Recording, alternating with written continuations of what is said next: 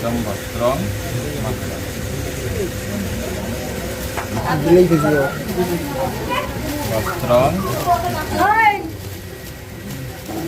ধরো ধরো। হ্যাঁ, তো এতক্ষণ তোমরা অনেক কিছু দেখেছো। যাই হোক, নিয়মকানুন করে সব কিছু পালন করা হচ্ছে। আর এইবারে হচ্ছে আমার যে আমি ওখান থেকে যে বড় সাজটা পরে এসেছিলাম ওটা খুলে দিয়ে এখন মেয়ের বাড়ি থেকে আমাকে এই সাজ দিয়েছে, পরে নিয়েছি। চলো এইবারে যাই, ওখানে কী হয় না হয় কিছু তোমরা দেখতে পাবে। ঠিক আছে, চলো।